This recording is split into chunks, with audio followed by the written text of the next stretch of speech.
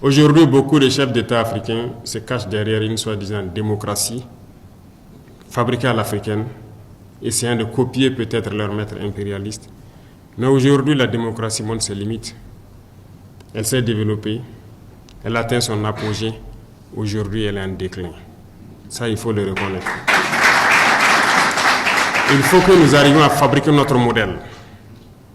Et notre modèle, c'est africain. Et tel qu'ils le disent, si la signification du mot démocratie est telle qu'ils le disent, c'est que c'est né en Afrique. Alors, ici, nous avons notre manière de voir les choses. Il faut que nous redevenions africains et que nous acceptons de vivre africains. Comme disait le camarade président Thomas Sankara, c'est la seule manière de vivre libre et de vivre digne. Qui aujourd'hui, plus que vous, pour passer ce message au monde entier? Qui aujourd'hui, plus que vous, pour éveiller les consciences? Comme je l'ai dit, tout commence par là. Si la jeunesse ne connaît pas son histoire, la jeunesse ne comprend pas le monde d'aujourd'hui, ne comprend rien de la géopolitique, vous avez beau tourner ciel et terre, ils ne pourront jamais comprendre la démarche de la révolution.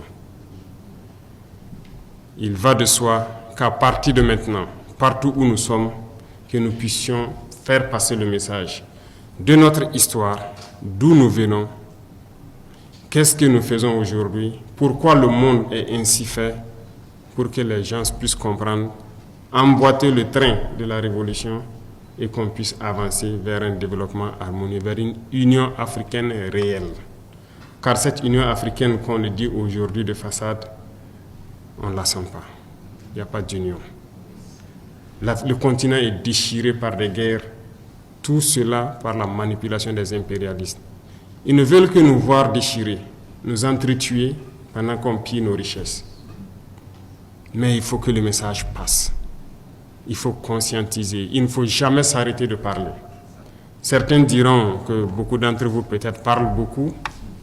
Moi, j'ai été longtemps accusé de ça, mais il faut toujours parler.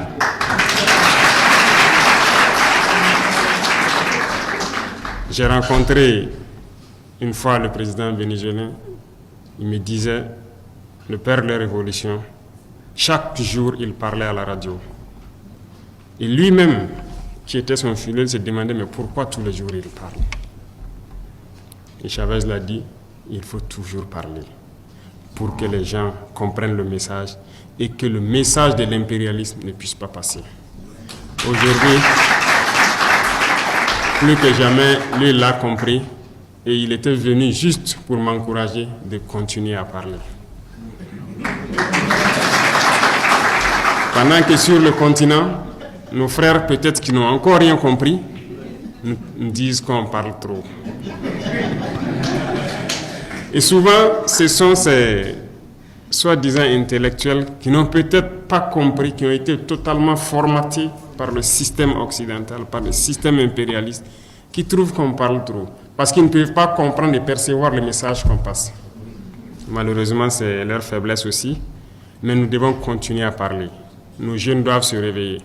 Tout de suite, avant de venir ici, je suis allé encourager une jeune dame qui a été combattue dans le temps, quand elle a essayé de transformer notre coton en produit coton hydrophile médical qui est utilisé et tout. Elle a été combattue, son usine avait été fermée, ses machines ont été toutes démontées et rangées. Quand nous sommes arrivés, nous avons essayé de la soutenir et l'usine a réouvert. Ce matin, je suis allé voir des vigiles.